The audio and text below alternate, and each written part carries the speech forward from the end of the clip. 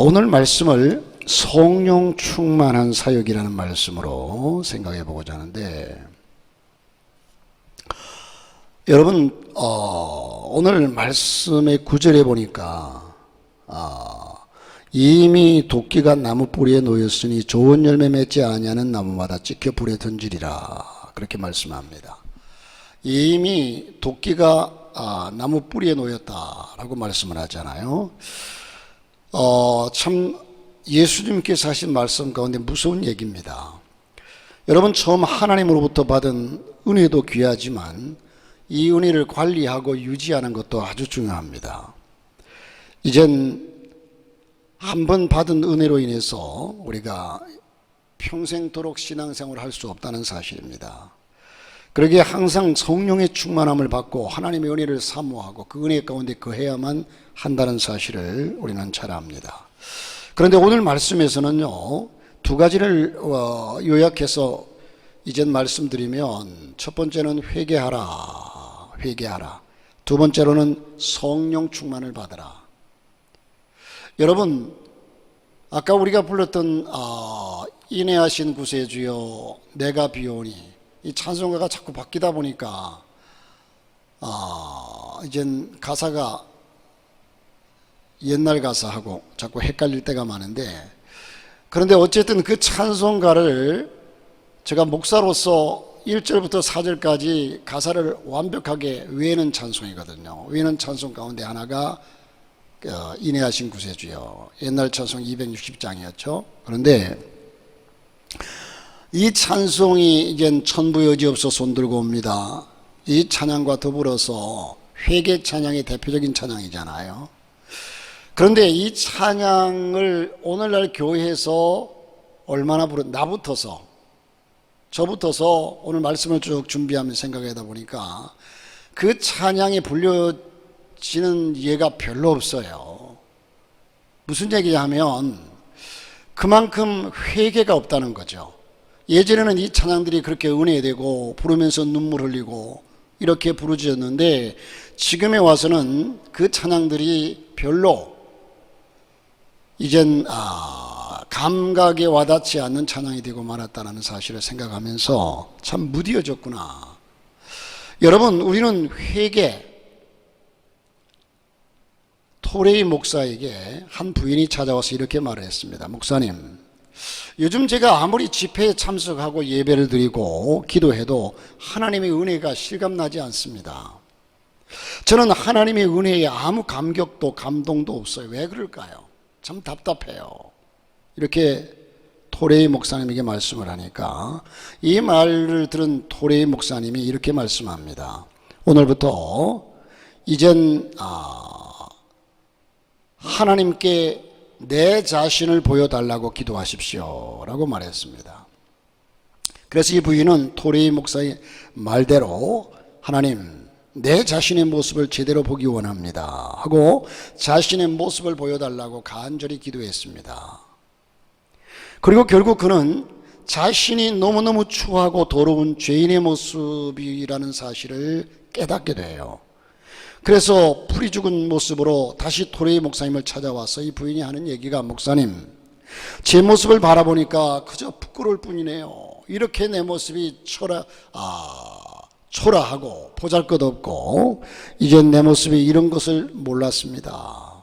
그러자 이 토레이 목사님은 그럼 이제부터 하나님께 십자가를 보여달라고 기도하세요 라고 말했습니다. 그래서 이 부인은 목사님의 말씀대로 십자가의 참된 의미를 깨닫게 해달라고, 십자가를 내가 제대로 보고 느끼게 해달라고 기도했습니다. 기도하는 중에 십자가의 피로써 자신의 죄를 씻어주시는 예수님의 용서를, 예수님의 사랑을 깨닫게 되었어요. 이 부인은 하나님 앞에 죄인된 자신의 모습을 회개하고 놀라운 용서의 은혜를 체험하고 감격스러운 마음으로 하나님을 찬양하게 되었다는 겁니다. 그렇습니다. 여러분, 하나님의 은혜를 체험하려면 두 가지를 발견해야 되는데, 첫째는 지금 내 자신의 현주소가 어디인가, 내 모습이 어떤 모습인가. 내가 교만해서 내 자신을 느끼지 못할 뿐, 내가 바리새인처럼 열심히 한다고 하지만 교만해서 내 자신이 깨닫지 못할 뿐 내 모습이 얼마나 교만하고 추하고 부족한지를 깨달아야 하고 그 다음에 십자가에 달리신 예수 그리스도를 만나야만이 언제나 감격이 있고 감동이 있고 우리 신앙이 살아 움직이는 신앙이 될 수 있다는 겁니다. 한 임금이 어느 날 감옥을 방문했습니다. 죄수들을 불러서 수감된 이유를 물었습니다. 너희들 무슨 죄 때문에 여기에 감옥에다 수감되었느냐? 그러니까 하나같이 모두 다 자기 자신을 변명하는데 나는 죄가 없는데, 사실 죄가 없는데 지금 나를 이렇게 집어넣어서 이렇게 고생하고 있습니다. 임금님, 나를 좀 꺼내주세요. 나는 죄가 없습니다. 다들 죄가 없다고, 흔히 엄마들이 우리 아이는 그렇지 않다고 그렇잖아요. 이렇게 죄가 없다고 하는데 그 중에 한 사람은 임금 앞에 엎드려서 임금에게, 임금님, 나는 죄인입니다. 저는 도적질 했고요, 강도짓도 했고요, 여러 가지 죄를 짓고 이렇게 와서 이젠 씻지 못할 죄를 짓고 이곳에 와 지금 있습니다. 많은 사람에게 손해와 상처를 입혔습니다. 그 죄를 다 용서받을 수 없지만 그러나 이 감옥에서 참회하면서 하루하루 지내고 있습니다 하고 눈물을 흘렸어요. 그러자 이젠 죄수들과 얘기를 마친 임금은요, 감옥의 소장을 불렀습니다. 그리고 이렇게 명합니다. 이 죄인을, 여기 자기 죄를 다 고백한 이 죄인을 당장 여기서 내보내시오. 이 죄인이 여기 있으므로 다른 무지하고 고상한 저 신사들을 타락시키면 큰일이요. 그러자 옆에 있던 모든 자기는 의인이라고, 자기는 죄를 짓지 않았다고 얘기했던 사람들이 그때서야 임금님, 나도 죄인입니다, 나도 죄인입니다 하고 얘기를 하더래요. 자, 여러분, 우리는 하나님 앞에서 우리 자신이 어떤 존재인가를 깨닫고, 오늘 말씀에 참 무섭고 두려운 말씀이 이미 도끼가 나무 뿌리에 놓였으니 좋은 열매 맺지 아니하는 나무마다 찍어불에 던지우리라. 여러분, 그러기에 항상 성령의 충만함을 받아야 하고 성령의 인도함을 받아야 하고 회개에 합당한 열매를 맺어야 합니다. 우리의 영과 마음이 언제나 성결한 상태로 유지해야 할 것입니다. 그런 의미에서 세례 요한은 복음 사역을 시작하면서 회개하고 성령 충만함을 받으라, 회개하고 성령 충만함을 받으라. 그리고 세례 받으러 오는 저들에게 또한 이젠 사람들에게 자기 자신을 드러내지 않고 내 뒤에 오시는 예수, 6개월 후에 예수님이 태어났죠. 세례 요한보다 6개월 후에. 그런데 이 예수 그리스도께서는 불과 성령으로 세례를 베풀 것이다, 그렇게 말씀을 합니다. 그래서 먼저 우리가 생각할 것은 광야에서 선포된 회개의 메시지입니다. 광야에서 여러분, 세례 요한도 회개하라고 제일 첫 마디가 그렇게 외쳤고, 우리 예수님도 오셔서 30세에 이젠 외친 말씀이 첫 마디가 회개하라, 하늘나라 가까웠느니라. 여러분, 우리 그리스도인의 신앙에서 회개가 빠지면, 그러면 우리는 예수 믿고 한번 회개하면 다 끝난 겁니까? 아닙니다. 우리는 살아가면서 인간이라는 그 허울을 쓰고 살기 때문에 계속 죄를 짓고 회개하고 죄를 지을 수밖에 없는 존재가, 여러분, 오늘 하루 동안에 여러분들이 성경에 비추어서 아니면 내 신앙 양심에 비추어서 죄라고 생각하는 것들을 여러분 한번 생각해 보세요. 많을 거예요. 우리 생각부터서 또한 우리의 마음에 여러 가지가, 우리는 죄를 지을 수밖에 없는 존재이기 때문에 날마다 회개가 필요합니다. 다시 말해서 여러분, 우리가 살아있는 존재는요, 한 번 씻으면 그 씻음으로 말미암아 깨끗해지고 영원히 깨끗하냐는 거죠. 목욕탕을 가가지고 때를 밀고 깨끗하게 씻고 샤워하고 이렇게 나왔는데, 여러분, 죽은 존재는요, 한 번 씻어 놓으면 오래 가도 먼지가 좀 타도 탄 듯 만 듯 어차피 죽은 거니까. 그러나 살아있는 존재는요, 언제나 계속 씻어야 합니다. 오늘 샤워했다고 해가지고 뭐 한 달을 안 해도 됩니까? 또 며칠 있으면 또 샤워하고 머리 감고 씻고. 이젠 이와 마찬가지로 우리가 하나님 앞에서 한 번 회개함으로 끝나는 것이 아니라 계속되어지는 회개가 필요합니다. 그런데 이 회개와 성령 충만의 관계는 불가분의 관계예요. 성령의 역사가 강할 때에 아주 통곡하면서 회개가 나오고, 또 하나님께 간절히 회개할 때에 성령이 임하고, 어느 것이 먼저인지는 모르지만 때로는 성령이 먼저일 때가 있고요, 때로는 이젠 회개가 먼저일 때가 있고, 이 회개와 성령은 불가분의 관계입니다. 예전에 제가 청년 시절에 부산에서 신앙생활 하는데, 저보다 나이가 한 2살쯤 많은 2살쯤 위에 분이신데, 이분이 같이 신앙생활 했어요. 보험회사를 다니는 전장일 씨라고, 그때 집사님이셨던 전장일 집사님이시라고. 근데 이분이 동생이 그 이후에 이제 소식을 들으니까 돌아가셨다고 하는데, 그 동생이 장애인이었어요. 흔히 말하는 곱추 있죠. 이런 장애인이었는데, 그렇게 동생인데도 많이 미워했어요. 옆에서 지켜볼 때 많이 미워했는데, 이젠 교회에서 기도회를 하다가 이 전장일 집사님이 성령을 받았어요. 그분이 그 이전에 제게 하는 얘기가 그런 얘기를 했거든요. 교회 와서 막 울면서 기도하는 사람들을 보면 이해가 안 간대요. 무슨 죄를 그렇게 많이 지었길래 교회 와서 그렇게 울면서 가슴을 치면서 회개한답시고 우는 걸 보면, 하나님께 그냥 와서 기도하면 되지 뭘 그렇게 우느냐고 하면서 아주 비꼬듯이 얘기를 했거든요. 그런데 어느 날 저녁에 막 기도회를 갔는데, 청년들이 이제 모여서 기도회를 갔는데, 이분에게 성령이 임했어요. 막 방언이 터지고 성령이 임하니까 막 뜨겁게 진동이 일어나고 방언을 하고 기도하더니, 그때부터 막 의자를 치면서 우는데, 하나님 내가 잘못했어요, 내가 잘못했어요. 그러면서 그 동생을 가서 끌어안고서, 그 동생도 청년이었거든요. 끌어안고서 그렇게 울면서 하나님 내가 잘못했노라고.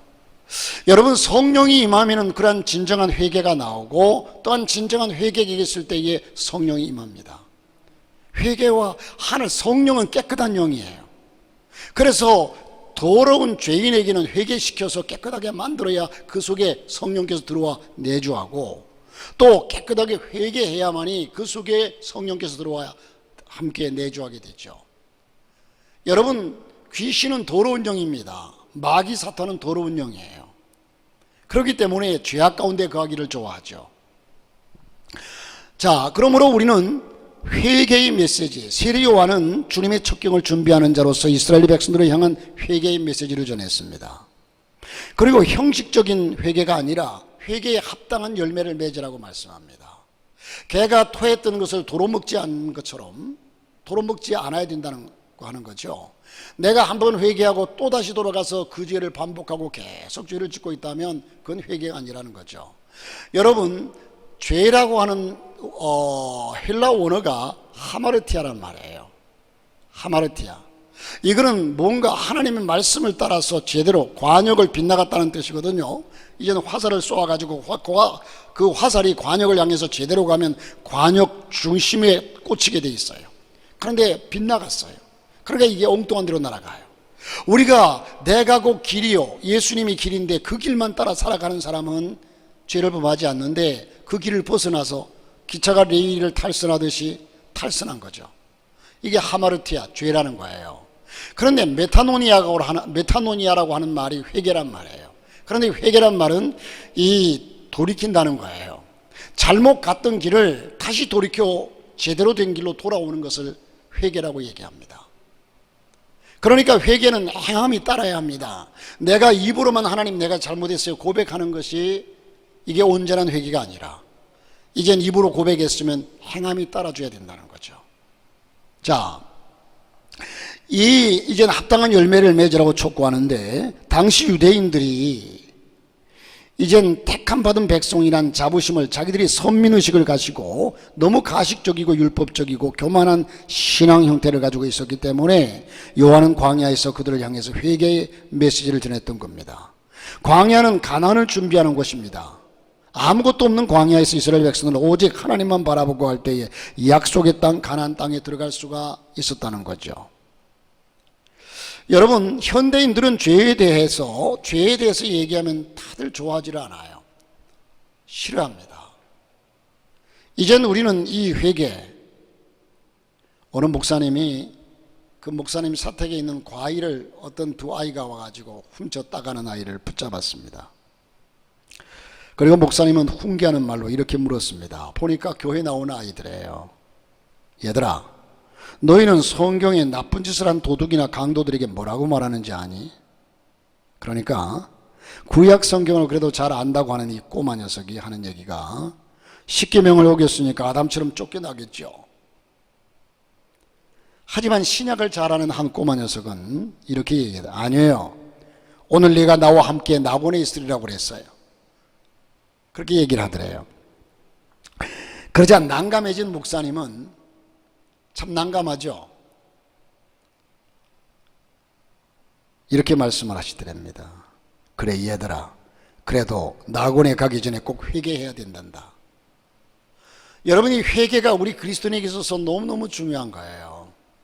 여러분, 저와 여러분이 빨래라고 하는 것이, 여러분 글을 잘못 쓰면 지우개로 지우고 옷이 더럽혀지면 가서 빨면 돼요. 그런데 우리 속에 있는 죄로 얼룩진 것은요, 우리가 하루에도 수없이 많은 죄를 범하고 살면서도 정말 하나님 앞에 그 죄의식이 없고 죄에 대한 깨달음이 없고, 그런데 이 죄가, 제일 큰 죄는 하나님을 점점 멀리하는 거예요. 여러분, 우리는 도덕과 윤리를 기준으로 죄를 때로는 생각할 때가 많아요. 그런데 우리는 하나님 말씀에서 점점 신앙이 식어져 가고 점점 하나님과 멀리하는 죄처럼 큰 죄가 없어요. 왜? 제일 큰 죄는, 용서받지 못할 죄는 무슨 죄냐? 불신앙의 죄거든요. 하나님을 모르는 죄, 하나님을 떠난 죄거든요. 그러므로 우리는 하나님 회개하라 하는 얘기는 하나님께로 돌아오라, 예수께로 돌아오라 하는 얘기와도 같은 얘기입니다.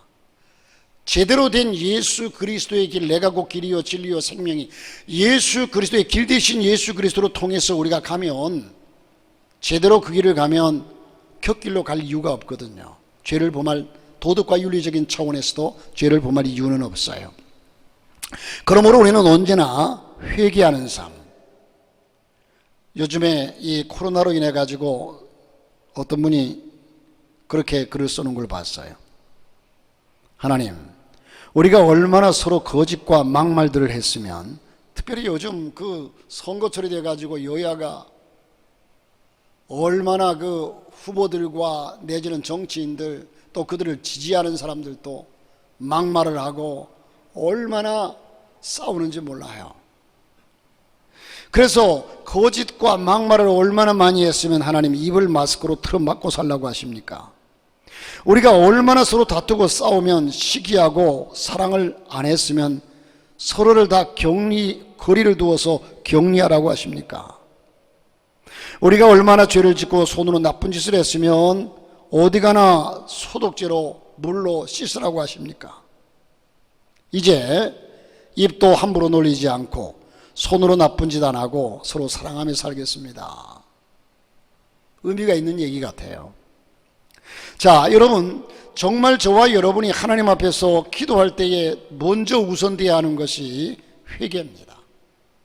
회개하고, 그리고 이젠 왜 회개가 전제되어야 되느냐? 성령 충만을 받기 위해서. 그리스도인의 생명은 하나님의 영이신 성령이거든요. 우리는 영적인 존재예요. 그러기에 성령께서 우리를 지배하고, 여러분, 우리는 예수 믿음으로 말미암아 구원을 받고 성령이 이미 우리 속에 내주하십니다. 그런데 우리는 이 성령 충만이라고 하는 것이, 성령 충만해야만이 우리가 하나님의 사람으로 신앙을 제대로 유지할 수가 있어요. 그러므로 이 성령 충만이 아주 중요합니다.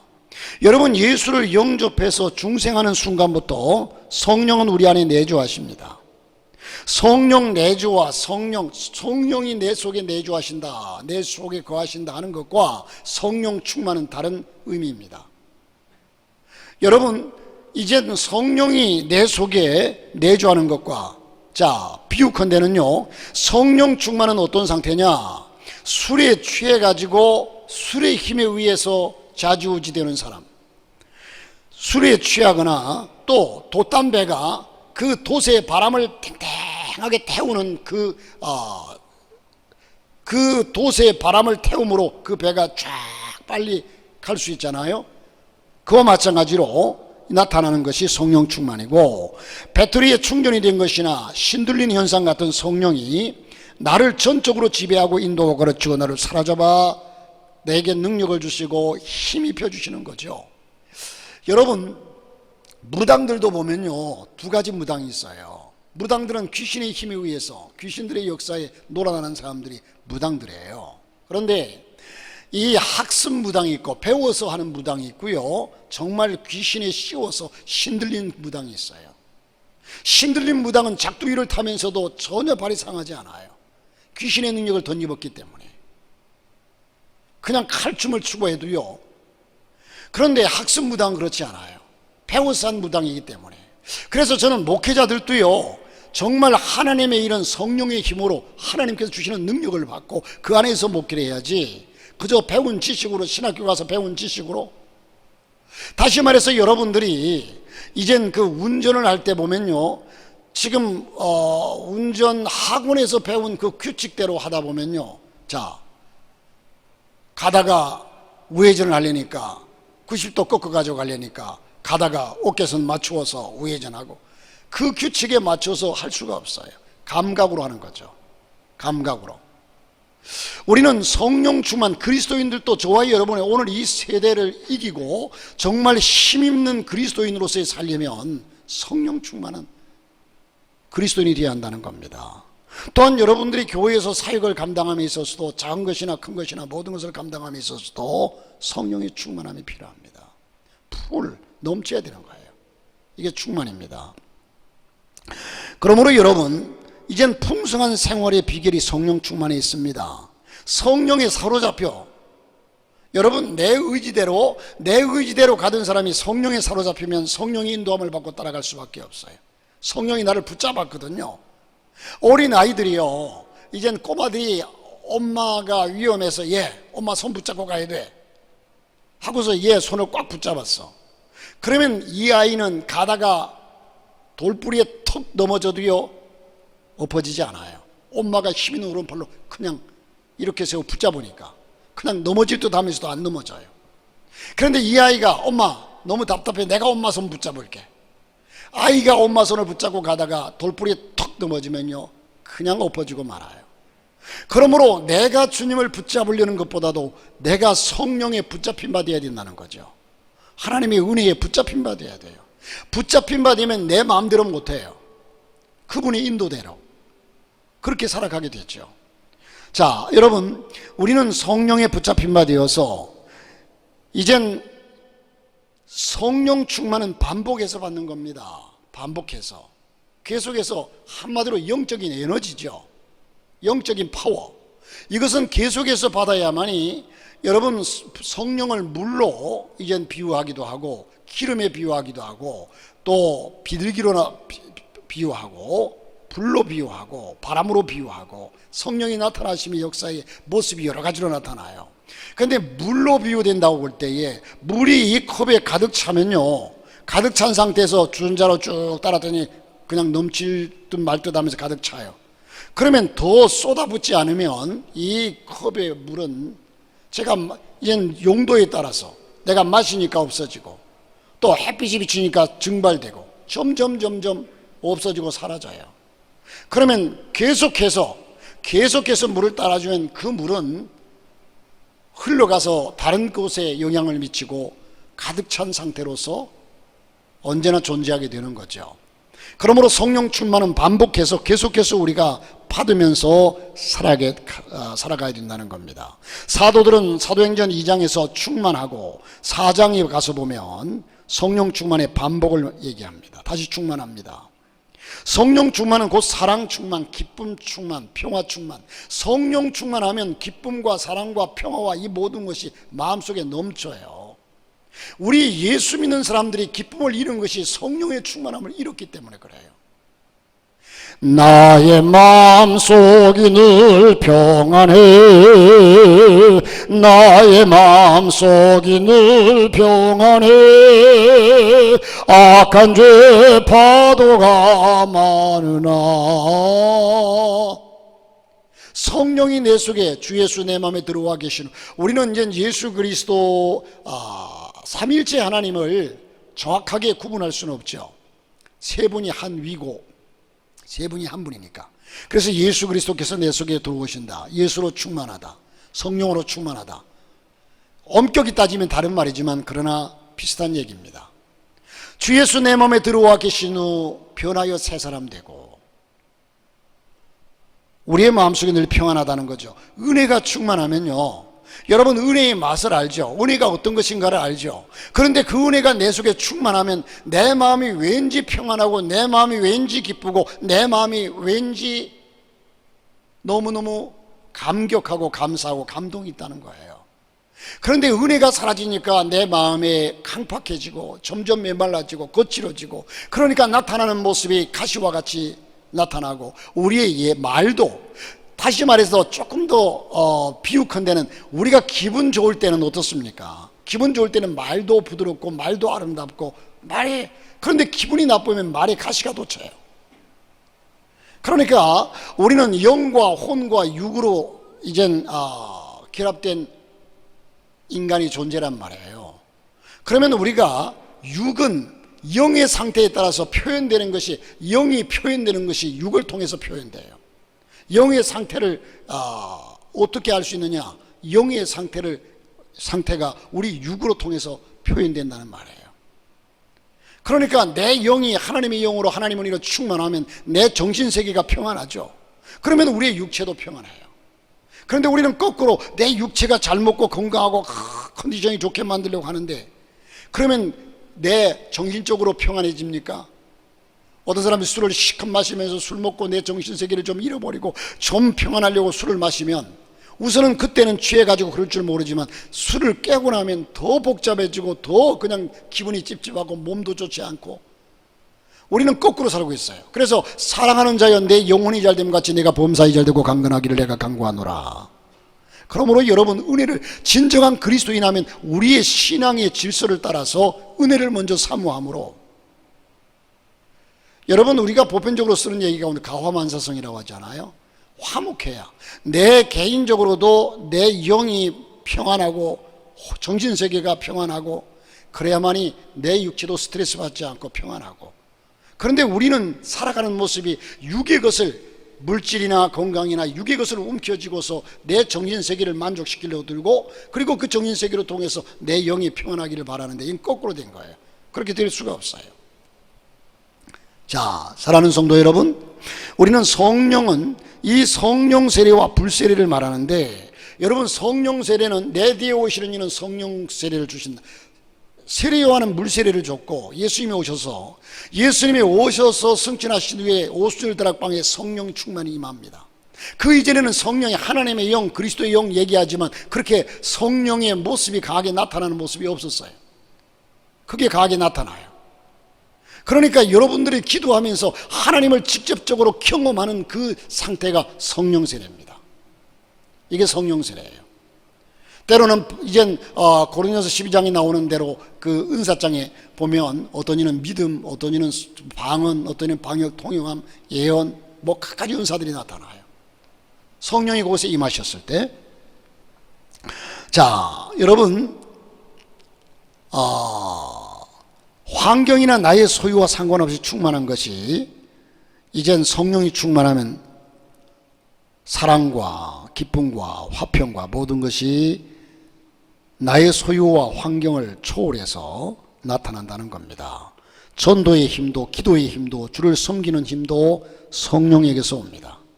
성경을 가르쳐 주시고 주를 닮게 하십니다. 고난과 시련 속에서 승리하고 기뻐하는 능력도 성령 충만해서 옵니다. 그러므로 우리는 성령 충만을 언제나 사모해야 된다는 거예요. 오늘 이 시대가 강팍하면 강팍할수록 우리는 더 은혜를 사모하고 더 성령을 사모해야 돼요.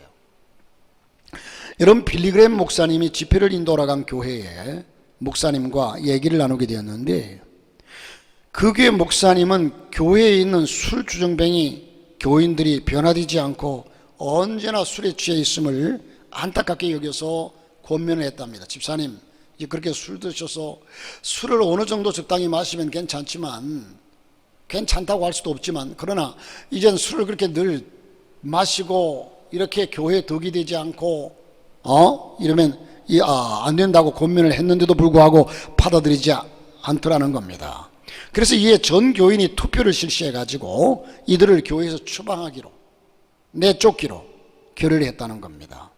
이 말을 듣던 빌리그레임 목사님은요, 그렇다면 이 교회는 많은 사람들이 성령에 취해 있는지에 대해서는 투표한 적이 있습니까? 세상 술에 취해 있는 것도 문제이지만 교회의 더 큰 문제는 성령에 취해 있지 않는 것이 문제라는 겁니다. 여러분, 우리가 성령에 관해서 성령은 내게 있어도 그만 없어도 그만이 아니라 우리는 성령은 우리의 신앙의 생명입니다. 성령과 주의 은혜가 내 속에 임재해 있을 때에 내가 온전한 그리스도인으로 설 수가 있어요. 그리고 성령이 내 속에 들어오셨을 때 이게 내주, 성령이 내주함으로 내가 예수를 믿는다, 믿음이 생겨나죠. 그런데 충만한 상태는 그게 힘을 발휘하지는 못해요. 어린아이가 태어났습니다. 분명히 생명체로, 살아있는 채로 태어났어요.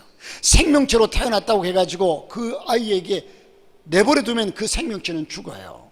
그러니까 우리가 예수 그리스도, 성령이 아니고서는 주를 주라 시인할 수 없다고 그랬어요. 그래서 예수 그리스도를 주로 시인하고 내가 예수로 말미암아 구원을 받았어요. 새 생명이 되었습니다. 그러면 계속해서 하나님의 영으로 돌보고 하나님의 영으로 충만해질 때에 내가 강건한 영적인 사람이 된다는 거죠. 그렇지 않으면 늘 비실비실하다가 나가 떨어져요. 그러므로 여러분, 이 시대, 예나 지금이나 앞으로도 영원토록 그렇지만 우리는 언제나 하나님의 힘을, 성령의 힘은 하나님의, 여러분, 저는 예전에 그 청년들이나 학생들을 데리고 기도원을 가면 참 기도원 많이 다녔어요. 하는 얘기가 귀신이 들어도 들어봐라 그래요. 그 기도하다 보면 막 어떤 아이 귀신이 들어가지고 소리를 고래고래 지르면서 그냥 막 귀신, 그러면 그게 성령의 역사인지 귀신의 역사인지 금방 나타나요. 그러면 귀신의 역사면 딱 가서 사로잡아서 이 더러운 귀신아, 내가 예수 이름의 것으로 명하노니 떠나가라 하고 명하면 그냥 부들부들 떨고 나중은 막 그냥 있는 걸 토하면서도 나가고 소리를 고래고래 지면서 나가고요. 많은 경험을 해봤어요. 그런데 이 귀신이, 그 사람, 너 귀신이 들어도 들어봐라, 내가 귀신 쫓아줄 테니까. 그럼 왜? 귀신이 들어서 신의 힘에 의해서 자기가 그렇게 귀신에게 잡혀서, 그런데 예수 이름을 명해서 귀신이 나가니까 이 일로 인해서 하나님의 영을 경험할 수 있는 기회가 되니까 귀신이 들어도 들어보라는 얘기죠. 여러분, 하나님의 영은요, 우리가 그냥 4차원적인 세계에 계신 하나님이 아니라 지금도 성령께서 우리와 함께 하시고 우리를 도우시고 인도하시는 영이십니다. 여러분, 귀신같이, 그 무당들을 보면 참 귀신같이 알잖아요. 또 무당들 하는 걸 보면 정말 신이 존재하는 걸 느끼잖아요. 그 귀신의 역사예요. 이 땅에는 딱 두 가지 크게 나누면 하나님의 선하신 신과 악한 마귀의 신, 사탄의 신, 이 두 가지예요. 그런데 이 귀신 역사가 하나님 앞에, 예수 이름 앞에는 꼼짝을 못해요. 믿음을 가진 우리에게 있어서. 그러니까 하나님의 신이 만왕의 왕이시고 모든 것을 지배하시는 하나님이시죠. 그러므로 우리가 이 경험이 있어야 돼요. 하나님의 살아계신 체험과 경험이 있어야, 직접적인 체험, 직접적인 경험. 우리가 머릿속으로만 아는 신앙이 아니라, 그래서 우리는 이 불세례를 받아야 합니다. 성령의 세례, 성령 세례. 이 불세례는요, 결국은 지옥을 의미합니다. 지옥을, 성령 세례를 받지 못하면 우리가 힘이 없어요. 물세례만 받으면 구원의 확신이 있을 때에 물세례를 주거든요. 그게 구원받은 존재예요. 죄를 씻는 표가 이젠 세례니까. 그런데 힘이 없어요. 그런데 성령 세례를 받고 나면 그게 파워가 생겨요. 기도할 때도 성령 받고서 기도하면 1시간을 기도해도 2시간을 기도해도 기도할 힘이 막 생겨요. 마음속에 막 끌어올려요. 막 뜨겁게 찬양할 때 찬양하고 기도할 때 기도하고. 그러므로 여러분, 두 가지, 언제나 여러분들이 평생 내가 앞으로 죄를 안 짓는다는 보장이 없을 뿐만 아니라 죄를 앞으로도 주님 나라 갈 때까지 죄를 치울 수밖에 없는 존재가 나라는 사실을 인식해야 돼요. 그러므로 그것이 전제된다면 언제나 회개가 따라야 한다는 거죠. 여러분, 내 의식적으로 안 짓는다, 나는 오늘 죄 하나도 안 짓고 살 거야 하는데도 불구하고 내가 죄를 지어요. 알고도 지은 죄, 모르고도 지은 죄라고 얘기하잖아요. 우리가 모르고, 나도 내 의식 속에서도 모르고 지은 죄들이 많아요. 그러니까 회개가 언제나 우리 기도와 우리의 삶 속에 전제되어야 하고, 또 성령 충만을 언제나 사모함으로 성령에 덧입어서 저와 여러분이 승리하는 삶을 살 수 있기를, 또한 여러분에게 맡겨진 모든 사역을 감당할 수 있기를 주님의 이름으로 축원합니다.